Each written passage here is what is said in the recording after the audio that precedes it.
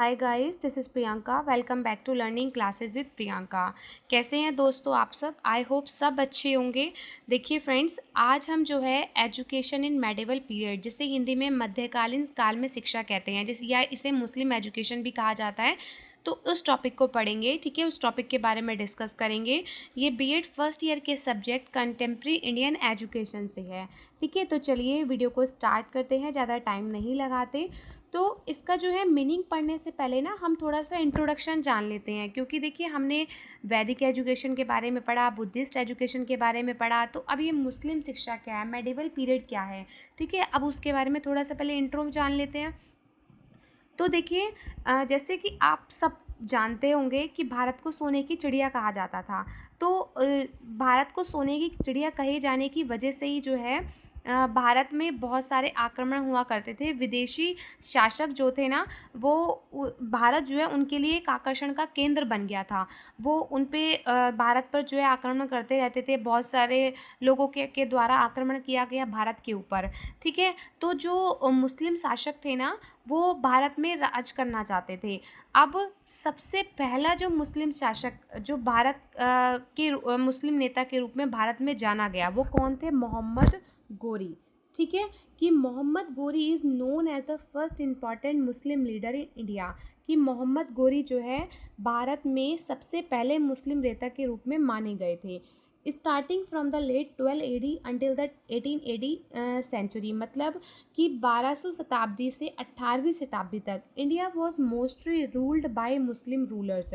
कि भारत को अधिकांश वक्त जो है मुस्लिम शासकों द्वारा शासित किया गया था। Ghori gained control in 1192 by defeating Prithviraj Chauhan in the second battle of Tarain. कि गौरी ने 1192 में पृथ्वीराज चौहान को दूसरे त्रेहान युद्ध में हराकर नियंत्रण प्राप्त किया। This event set the stage for many Muslim dynasties and empires to govern for a long time. इस घटना के ने ही भारत को जो है बहुत समय तक मुस्लिम राजवंशों साम्राज्यों द्वारा जो है शासित करने के लिए भारत को नीचे कर दिया था, इस मंच को नीचे कर दिया था। ठीक है, आई होप ये क्लियर होगा आपको इसका इंट्रो थोड़ा सा।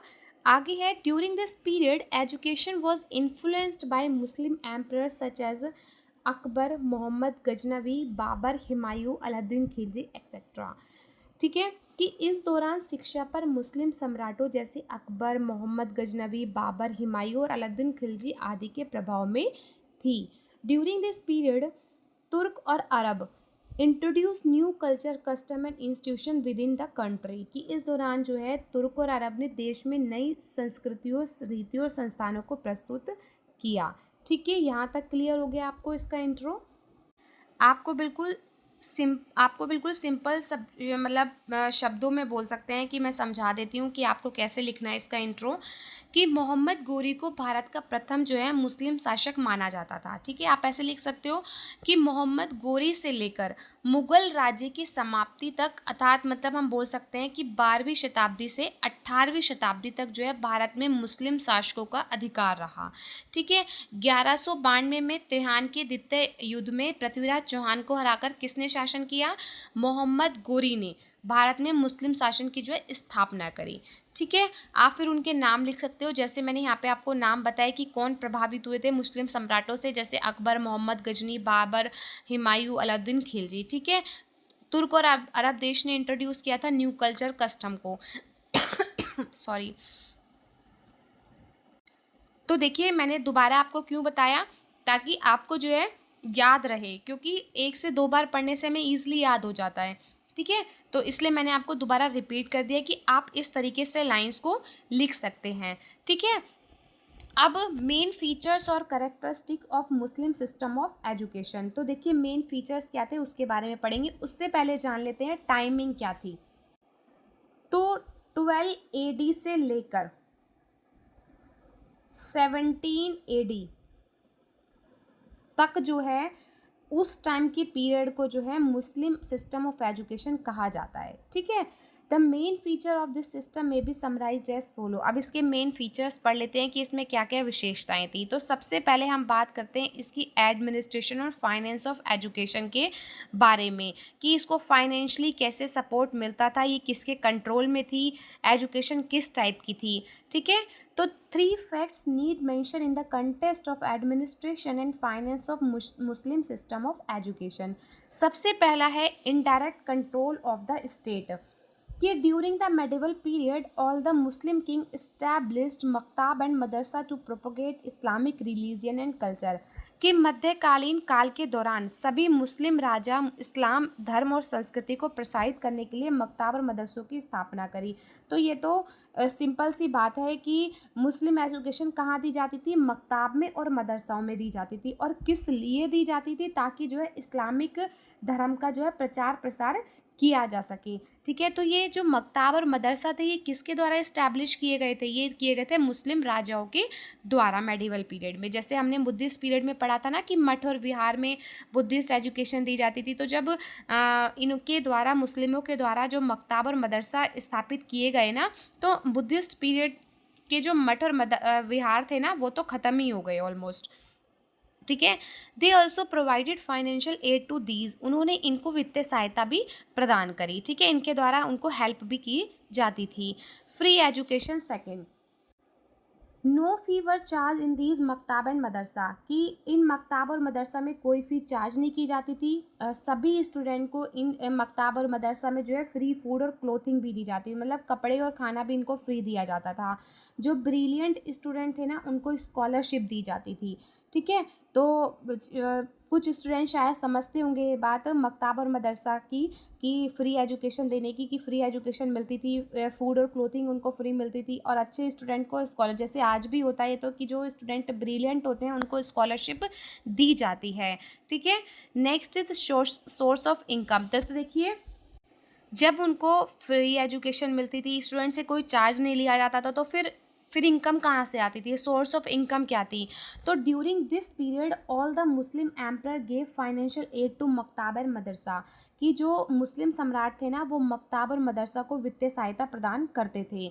Government officials on higher post also help these institution financially, कि जो सरकार के उच्च पदों पर अधिकारी जो थे ना वो इन संस्थाओं में वो भी इनको जो है वित्तीय सहायता प्रदान करते थे। ठीक है, मतलब किसके द्वारा, मुस्लिम सम्राटों के द्वारा, और जो गवर्नमेंट थी ना उनके उच्च अधिकारी जो थे उनके द्वारा भी इन संस्थाओं में हेल्प की जाती थी। अब नेक्स्ट पढ़ते हैं structure and organisation of education, कि स्ट्रक्चर और ऑर्गेनाइजेशन कैसा था, संरचना और संगठन कैसा था। तो देखिए, मुस्लिम एजुकेशन को 2 लेवल में डिवाइड किया गया था। फर्स्ट थी प्राइमरी, दूसरी थी हायर। जैसे हमने वैदिक एजुकेशन में भी पढ़ा था कि वैदिक एजुकेशन भी सेम 2 लेवल पे डिवाइड की गई थी, प्राइमरी में और हायर में। लेकिन जो बुद्धिस्ट थी वो 3 लेवल पे डिवाइड थी, प्राइमरी एजुकेशन, हायर एजुकेशन और भिक्षु एजुकेशन। और जो मुस्लिम एजुकेशन है वो भी 2 लेवल पे डिवाइड की गई है, प्राइमरी और हायर। ये तो बहुत सिंपल सा है, बहुत इजी सा है, कि जो प्राइमरी एजुकेशन थी वो मकताब में ऑर्गेनाइज होती थी, और जो हायर एजुकेशन थी वो मदरसा में ऑर्गेनाइज की जाती थी। ठीक है, अब पढ़ते हैं मीनिंग ऑफ एजुकेशन, कि मुस्लिम एजुकेशन में जो मुस्लिम शिक्षा थी, मेडिवल पीरियड था, उसमें एजुकेशन का मतलब क्या था। कि in Muslim system of education, education was considered synonyms to knowledge, कि एजुकेशन को क्या माना जाता था, शिक्षा को ज्ञान के समान ही माना जाता था, मतलब ज्ञान का पर्यायवाची ही माना जाता था। Education mean the knowledge imparted in मकताब एंड मदरसा, कि शिक्षा का मतलब मकताब और मदरसों में प्रदान किया गया ज्ञान था, मतलब कि जो नॉलेज उन्हें मकताब और मदरसा से ही मिल रही है ना वही उनके लिए एजुकेशन थी। जो एजुकेशन को, जो नॉलेज को वो मकताब मदरसा में प्राप्त कर रहे हैं, सब कुछ वही है उनके लिए, वही मुक्ति का साधन है, सब कुछ वही था, वो उसी को वो नॉलेज का पर्यायवाची मानते थे। This is a narrow concept of education, यह शिक्षा का एक संकीर्ण अवधारणा है। ठीक है, अब पढ़ते हैं इसके aims and ideals of education, कि the main aim of Muslim education was the spread of Islamic religion and culture. तो ये तो हम पढ़ते ही आ रहे हैं कि मुस्लिम शिक्षा का मुख्य उद्देश्य क्या है, इस्लामी धर्म और संस्कृति का प्रसार करना। इसके अलावा जो है ज्ञान के विकास, कला और कौशल में प्रशिक्षण और सामग्रिक समृद्धि की प्राप्ति को भी महत्व दिया गया। अब सबसे पहला एम क्या है? सबसे पहला एम है डेवलपमेंट ऑफ नॉलेज, ज्ञान का विकास। कि देखिए मोहम्मद गोरी जो थे ना, पैगंबर मोहम्मद, उन्होंने वो जो है उन्होंने ही इस्लाम की मतलब स्थापना करी थी। उन्होंने ज्ञान को सबसे महत्वपूर्ण माना। उन्होंने बोला कि ज्ञान के बिना कुछ नहीं है, हमारी मुक्ति ही ज्ञान के साथ है। अगर हमें इस्लाम धर्म का ज्ञान है, उसकी संस्कृति और का हम जो प्रचार प्रसार कर रहे हैं, ठीक है, हमें उसकी नॉलेज है, तो हमारे लिए वही क्या है? हमारे लिए वही ज्ञान है। तो पैगंबर मोहम्मद जिन्होंने इस्लाम की स्थापना की, उन्होंने ज्ञान को बहुत महत्वपूर्ण माना। उन्होंने क्या सोचा कि यह लोगों को उनके दिनचर्या और आध्यात्मिक जीवन दोनों में बचा सकता है। मतलब कि इसके द्वारा लोग अपनी लाइफ को सेव कर सकते हैं अगर उन्हें इसके बारे में नॉलेज है तो, ठीक है, वो स्पिरिचुअली भी और कैसे, मैटेरियल भी, ठीक है, मटेरियलिस्टिक बोल सकते हैं, मटेरियली भी उन्हें नॉलेज है, तो ये सब कुछ वो अपनी लाइफ को सेव कर सकते हैं। In the Quran, the holy book of Islam, it is said that using a pen and ink is even more valuable than giving up one's life for a cause. कि कुरान जो book है, इस्लाम की पवित्र book जो है कुरान शरीफ, उसमें क्या कहा गया? उसमें पेन और इंक को बहुत वैल्यूएबल माना गया। और किससे ज़्यादा? कि आप एक एग्जाम्पल ले सकते हैं कि एक शहीद होने से भी ज़्यादा इम्पॉर्टेंट क्या है? पेन की और इंक की वैल्यू है। This show how highly Islam regard knowledge and learning. इससे क्या शो होता है, क्या प्रकट होता है कि इस्लाम ज्ञान और शिक्षा को कितना महत्व देता है। ठीक है, तो ये फर्स्ट एम है। सेकंड की बात करते हैं। सेकंड है स्प्रेड ऑफ इस्लामिक कल्चर। तो हर इसके मीनिंग, इसके इंट्रोडक्शन से ही इसके एम्स निकल कर आते हैं। इसीलिए मैंने आपको पहले इंट्रोडक्शन कराया है कि अगर आप इंट्रोडक्शन करेंगे, आपको अच्छे से इंट्रोडक्शन समझ में आएगा, तो आप ईजिली एम्स के बारे में समझ सकते हैं। ठीक है, इस्लामी संस्कृति का प्रसार। की Muslim arrived with their unique culture which they held there. कि मुसलमानों ने क्या किया? अपने विशेष संस्कृति के साथ वो यहाँ आए थे। They put great importance on passing this culture down to the next generation. उन्होंने बहुत ज़्यादा इम्पॉर्टेंस दी थी कि इस कल्चर को जो है नेक्स्ट जनरेशन तक भी पास किया जाए। इन स्कूल्स लाइक मकताब एंड मदरसा, स्कूल जैसे जब हम स्कूल कहते हैं वो मकताब मदरसा कहते हैं, वहाँ पे चिल्ड्रंस को क्या सिखाया जाता था? इम्पॉर्टेंट था, उनको सिखाया जाता था पर्शियन लैंग्वेज के बारे में, स्टडी शरीतियन मतलब इस्लामिक लॉ हो गया, और understand Islamic custom and behaviour. तो उन्हें पर्शियन लैंग्वेज सिखाई जाती थी, इस्लामिक लॉ के बारे में बताया जाता था, उनको इस्लाम धर्म के कस्टम और बिहेवियर्स के बारे में भी समझाया जाता था। ठीक है, कि आचार विचार जो था शिक्षा का अनिवार्य रूप से उनको वो दिलाई जाती थी। नेक्स्ट है development of character and morality, चरित्र और नैतिकता का विकास। Muslim follows Islamic values and moral. कि जो मुस्लिम लोग हैं वो इस्लामी मूल्यों और नैतिकता का पालन करते हैं, which are distinct from Hindu believes, जो हिंदू धारणा से बिल्कुल अलग है। ठीक है, in Muslim education they focused on nurturing Islamic morality. Simple सी बात है कि मुस्लिम शिक्षा में उन्होंने क्या किया? इस्लामिक नैतिकता के पालन पर ध्यान केंद्रित किया। If someone behaved improperly, there were ways to seek forgiveness according to Islamic guidelines. अगर कोई भी व्यक्ति गलत तरीके से भी बिहेव करता है ना, तो उसको जो है इस्लामी धर्म दिशा निर्देश के अनुसार जो है उनको क्षमा दी जा सकती थी। मतलब उन्होंने ना, उनका जो है पुनर्जन्म में कोई विश्वास नहीं था, वो पुनर्जन्म में कोई विश्वास नहीं रखते थे मुस्लिम लोग। वो कहते थे कि करनी भरनी सब यहीं है, ऐसे बोल लो इस बात को आप। ठीक है, कि अगर उन्होंने कोई गलती भी करी है, कुछ गलती भी हुई है, तो उसका पश्चाताप भी किया जा सकता है। ठीक है, नेक्स्ट है सरकार के प्रति वफादारी, loyalty to the government। कि Muslim came to India from other places and they wanted to ensure that Indians were loyal to their government. कि मुस्लिम भारत आए थे और उन्होंने यह सुनिश्चित करना था कि भारतीय सरकार के प्रति भारतीय लोग वफादार हों। ठीक है, जो भारत सरकार थी उसके प्रति जो है जो भारतीय लोग हैं वो वफादार रहें। They believe that education was a way to achieve this goal. वे क्या मानते थे? कि शिक्षा इस लक्ष्य को प्राप्त करने का एक तरीका थी।